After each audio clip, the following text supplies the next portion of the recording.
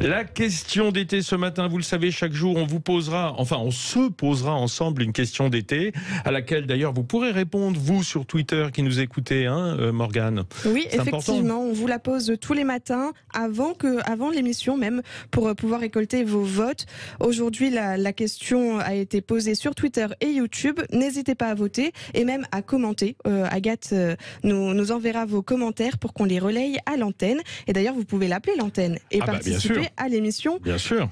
On vous rappelle le 826 300 300 0826 300 300. Je vais pas le dire 4 fois, mais en tout cas, sachez que pour beaucoup de touristes dans le monde, la France reste la plus belle destination, en tout cas une des plus prisées dans le monde. Mais pour vous, au fond, la question d'été, c'est est-ce que vous restez en France par obligation ou par choix parce que vous l'aimez ce pays et que vous aimez visiter ces sites, ces lieux, ces paysages. Oui, d'ailleurs, c'est un commentaire qu'on a eu dès ce matin. C'est exactement ça.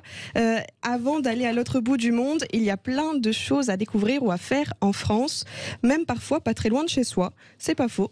Il faut vérifier. Et d'ailleurs, c'est pour ça qu'on fait les routes de l'été, Vincent. Alors, c'est l'objet ce matin, Morgane, et pour ça, on va accueillir deux invités qui vont nous aider à y voir un petit peu plus clair sur cette question d'été. Le premier, c'est avec nous au téléphone Didier Arinaud, directeur de ProTourisme. Bonjour Didier Arinaud. Bonjour Vincent Ferniaud, bonjour aux auditeurs de Sud Radio. Alors, un habitué des routes de l'été, je fais toujours appel à vous parce que vous êtes vraiment un pro du tourisme et que cette émission en traite largement et que vous nous aidez à y voir plus clair. Cette question, elle est passionnante parce qu'évidemment, elle est beaucoup plus conjoncturelle que structurelle. Le fait de savoir si les Français restent en France cet été. Vous avez mis votre œil là-dedans et qu'avez-vous découvert ?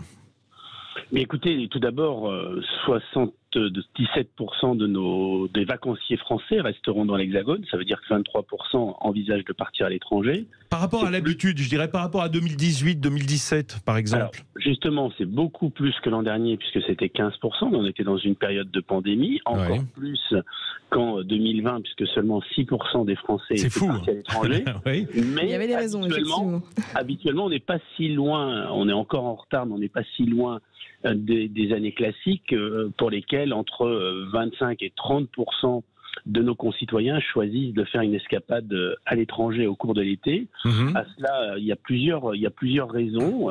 Il y a des raisons qui sont des raisons de volonté d'évasion, de découvrir d'autres pays. Il y a eu aussi des raisons tarifaires pendant des années puisque les destinations étrangères étaient moins chères.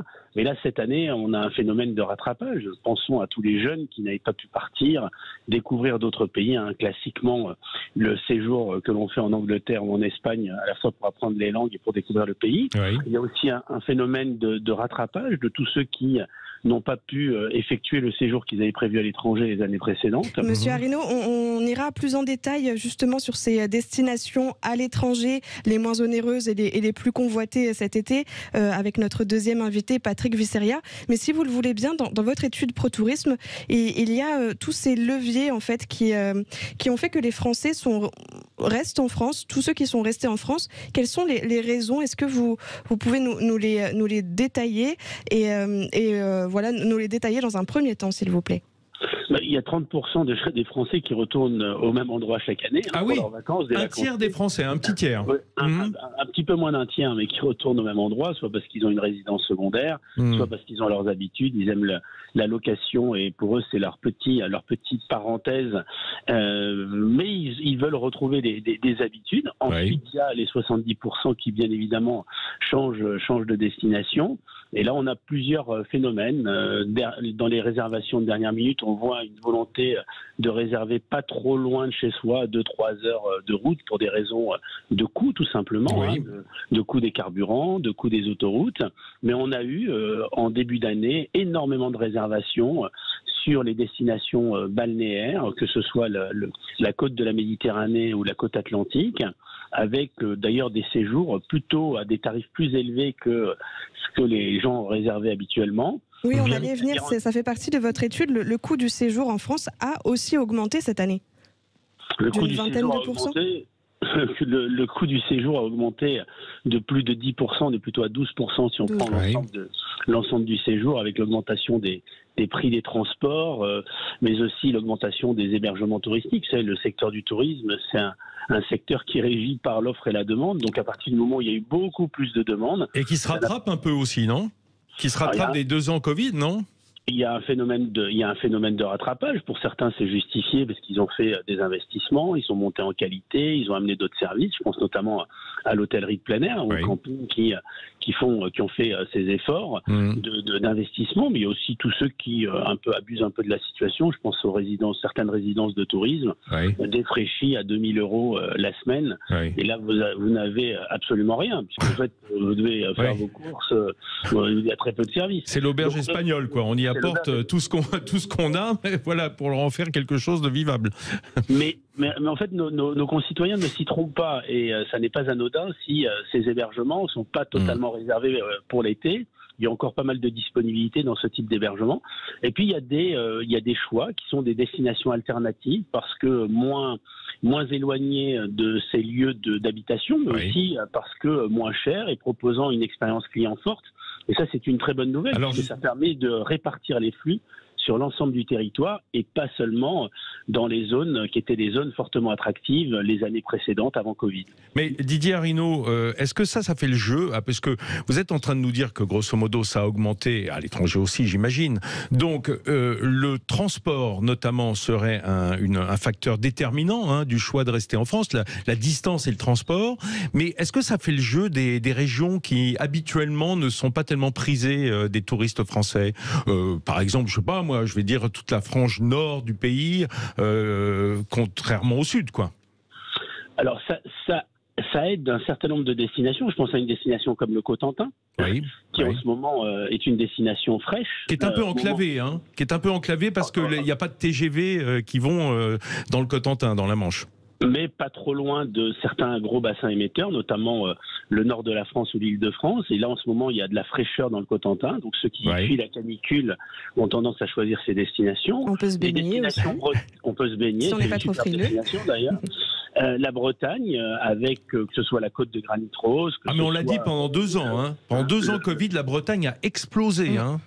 Et oui, mais parce que la Bretagne propose aussi, au-delà du soleil et de la plage, même s'il y en a en ce moment, un contenu patrimonial, culturel, des produits de terroir, des festivals. Et donc tout cela concourt à passer de belles vacances. C'est ce que les gens veulent accumuler pendant leurs vacances, sont des souvenirs. Et je vois une destination comme la Vienne, qui est une destination familiale avec à la fois le Futuroscope, le Poitou, donc à la fois une destination patrimoniale, historique, mais aussi un département qui a su se positionner sur la réponse aux attentes des familles, sur le fait qu'on peut vivre des expériences en famille, que ce soit la Vallée des Singes, que ce soit Terre de Dragon, le Futuroscope bien évidemment, ou le Château du Mont-de-Gaine, mais aussi avec un véritable patrimoine comme l'abbaye de Saint-Savin, qui est au patrimoine mondial de l'UNESCO, et des activités de pleine nature que l'on peut pratiquer, que ce soit le vélo, que ce soit les descentes en canoë. Donc ce sont des destinations qui vous garantissent des séjours réussis en famille à des prix relativement attractifs. Donc tout cela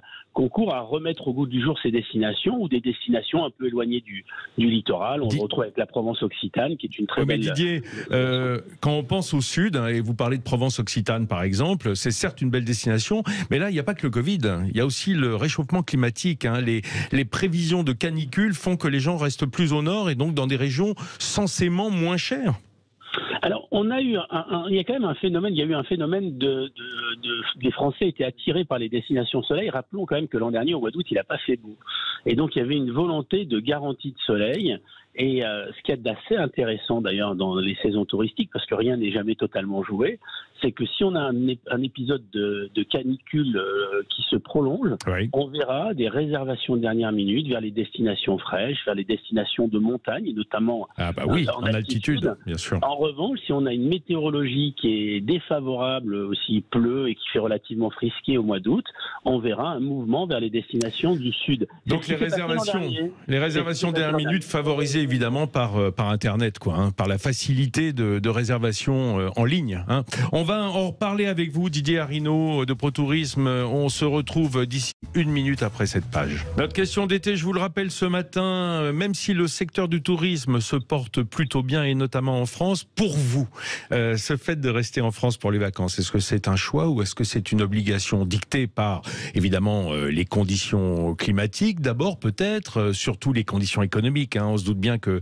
l'inflation n'aide pas à partir loin et à dépenser beaucoup, notamment dans les transports, et puis peut-être que vous avez aussi un souci de sauvegarde de la planète qui fait que vous ne voulez pas prendre l'avion sur des longues distances et avoir une signature, une facture carbone qui s'augmente. Alors ce matin, je suis en ligne avec Didier Arinaud, qui est le directeur de ProTourisme, qui a un œil sur le tourisme extrêmement acéré et qui nous disait que effectivement les Français sont partout en France pour trois quarts d'entre eux. Hein, c'est ça, j'ai retenu à peu près même plus que 3/4 d'entre eux, hein, Didier.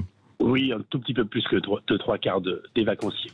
Bon, un petit peu plus. 77%. Et on l'a compris, beaucoup par choix, hein, parce que comme c'est notre question d'été, hein, Didier, beaucoup par choix, pas trop par contrainte, en fait. Non, parce que les contraintes sont limitées cette année. La plupart des destinations sont désormais ouvertes.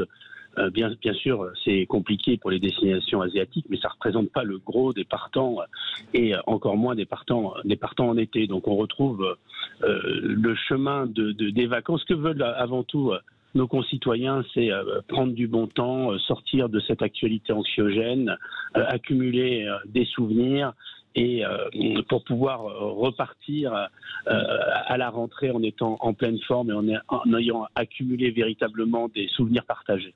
Ah, voilà. Et concernant les périodes de départ, donc août, d'après votre étude, fait le plein un peu comme à son habitude. En juillet, on note une augmentation des départs.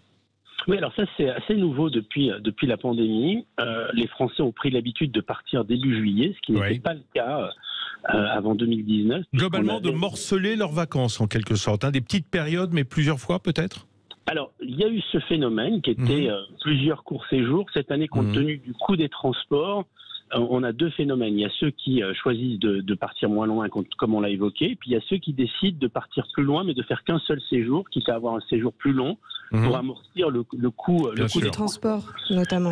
Mais effectivement, on a 34 millions de partants et on a 45 millions de séjours, donc ça montre bien qu'il y a un certain nombre de nos concitoyens qui partent 2 fois, voire 3 fois, mais c'est une minorité. La grande majorité des Français partent une seule fois au cours de l'été, et cette année, plus au mois de juillet, sur les 2 millions de plus de partants cet été, et 2 millions supplémentaires, cette progression, elle se fait essentiellement au mois de juillet. Et quitte à faire un parcours, hein, Didier, c'est-à-dire éventuellement, on ne va pas forcément dans une destination, mais on peut faire un petit road trip, quoi. Hein.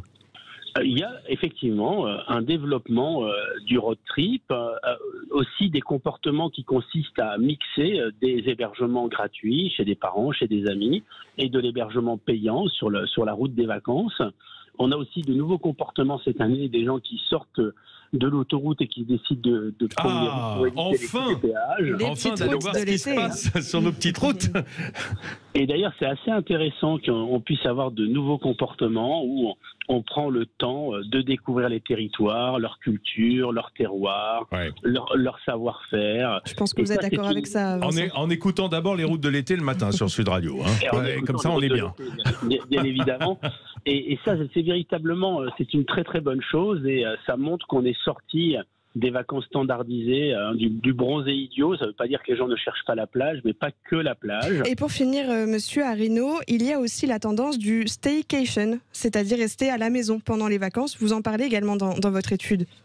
Alors, il y a les tendances du staycation. Alors ça, c'est pas nouveau, hein, c'est depuis la crise de 2009. C'est-à-dire, on reste chez soi et souvent, il y a des Français qui vivent dans des conditions confortables, pas très éloignées du littoral ou de la montagne. Et quand on a une piscine chez soi, il n'y a qu'à voir la progression des piscines, surtout avec ces chaleurs. Et à partir de son habitation, on décide de redécouvrir la proximité de sa région, et ça c'est aussi une forme de localisme, de découverte.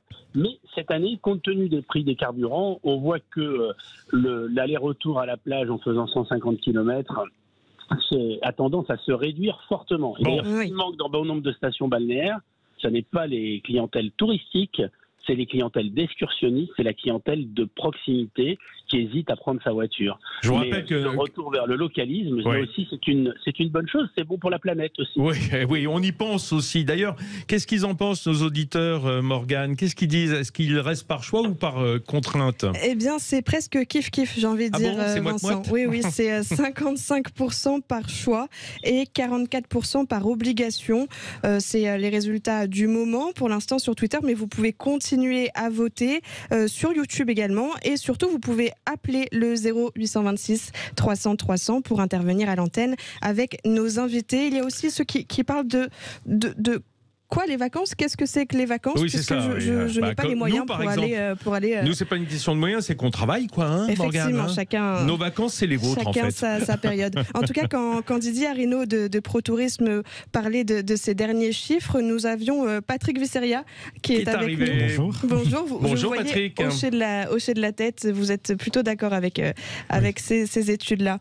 Oui, parce que Patrick, vous êtes spécialiste du voyager plus loin et surtout d'organiser ses vacances autour d'idées, de projets, de rêves même parfois. Des temps de consulting, c'est ça le boulot, hein. Et dites-moi, pour ceux qui ont le choix justement, hein, puisqu'on a vu que c'est à peu près moitié-moitié, il y a encore le choix de partir plus loin. On peut le faire, et avec des vacances un peu différentes. Alors depuis le Covid, en fait, les Français boudent les destinations lointaines. Ouais. Et se sont reportés donc les 25% dont vous parliez tout à l'heure, 25% de Français qui partent à l'étranger, qui partent très près, puisque les destinations qui cartonnent, c'est l'Espagne et les îles Baléares. Ah ouais. C'est l'Italie, le Portugal, qui est très accessible. Grosso modo, l'Europe du Sud, quoi. L'Europe du Sud, donc. Pas le Maghreb, pour l'instant, c'est plus compliqué. On voit qu'il y a des situations difficiles en Tunisie actuellement, hein, avec même des régions dans lesquelles on ne peut pas se rendre. Et c'est un peu mieux sur le Maroc, hein, qui a lancé une grande campagne de communication en direction on des est marchés. Ouvert à nouveau. Voilà, c'est ça. Maroc, terre de lumière, donc, hein, qui attire beaucoup de monde. Mais c'est vrai que on peut partir aller aussi dans des destinations plus lointaines. Il y a toujours des Français qui ont les moyens aussi de partir plus loin, mais on va plutôt dans des destinations de proximité, proches, et peut-être par rapport à ce que disait tout à l'heure Didier Arinaud, avec de recherche de nouveaux types de séjours, comme par exemple d'aller de village en village, sans trop faire de kilomètres. Parce que le maître mot quand même de cet été, ça sera les économies. Oui, bien sûr. Tous les indicateurs sont au rouge. La guerre en Ukraine, Poutine qui nous menace tous les jours, l'inflation, tous les indicateurs aujourd'hui sont vrais. Pourtant, les Français veulent partir et on voit qu'il y a plus de partants que l'année dernière, même si on n'a pas encore retrouvé les scores de 2019. Et tout à l'heure, ils s'en approchent en tout cas. On s'en approche, bien sûr. On voit à des destinations assez précises. Absolument. Mais d'ailleurs, le moins onéreuse possible. Est-ce que l'Europe de l'Est souffre de la situation en Ukraine? Je veux parler des pays frontaliers, je sais pas moi, la Hongrie, la République tchèque. Alors, j'imagine que le tourisme, les gens doivent avoir peur d'aller dans ce coin du monde. Alors, peut-être on peut rappeler une chose, c'est que l'Ukraine était une grande destination touristique. Il y avait plus de 10 ou 12 millions de touristes qui allaient en Ukraine avant la guerre, donc, et beaucoup de Russes d'ailleurs qui venaient dans ces territoires. Il est clair qu'il y a une césure qui s'est établie et que les destinations de l'Est, que ce soit la Tchécoslovaquie, la Pologne, la Roumanie, qui sont des grands pays touristiques et thermaux aussi, j'ai beaucoup circulé. En Roumanie, il y a une activité de thermalisme très importante, par exemple. Tous ces pays, évidemment, souffrent, mais tous se reportent sur leur marché intérieur, comme le font les Français, donc, qui resteront. Traditionnellement, il faut rappeler que les Français sont toujours partis très majoritairement en France, d'accord, et que en fait, partir à l'étranger, ça pouvait aussi signifier, par exemple, pour les diasporas marocaines, tunisiennes qu'on trouve en France, tous les Français en famille, quelque part, ou même les Algériens se retrouver les ultramarins également. Oui, les ultramarins aussi, bien sûr. Aussi, donc ce phénomène est extrêmement important. Mais du coup, ça doit priver une frange de la population qui retournerait volontiers en famille, et on pense aux ultramarins notamment, dû à des coûts de transport, dû à des difficultés, d'aller chez eux pendant l'été. Oui, en fait, qu'est-ce qui se passe? C'est que le coût du transport augmente avec l'augmentation du coût des carburants. On essaye de trouver des carburants qui coûteraient moins cher, qui pollueraient moins pour les avions. Mais quand on regarde les moyens de transport qu'utilisent les Français, 76% des Français partent en voiture, que ce soit en France, évidemment, ou en Europe, mais aussi dans des destinations automobiles que sont la Croatie, l'Italie ou l'Espagne. Partout où on peut aller par la route, en voiture, en fait. Voilà. Hein. Et quand on regarde les études comparatives, ce qui coûte le moins cher pour une famille, c'est quand même aujourd'hui, malgré la hausse du coût des carburants, de partir en voiture, en fait. Hein. Par contre, l'avion a beaucoup progressé et on mise beaucoup dans les années à venir sur le train, le TGV. On voit que le réseau des TGV européens est en train de se structurer. Et là, il y aura une demande très très forte sur le train qui, en plus, permet de consommer moins de gaz à effet de serre. Donc, hein. Bon, Didier Arrino, qui est toujours avec nous au téléphone pour conclure. Bonjour Didier. On peut se dire que au fond tout ça joue pour les Français, enfin pour la France en tout cas. Hein. Toute cette conjoncture, elle joue pour notre pays, pour le tourisme en métropole, quoi. Ah, on a des petits problèmes de son, Didier. Bah, c'est pas grave, on essaye de vous rappeler.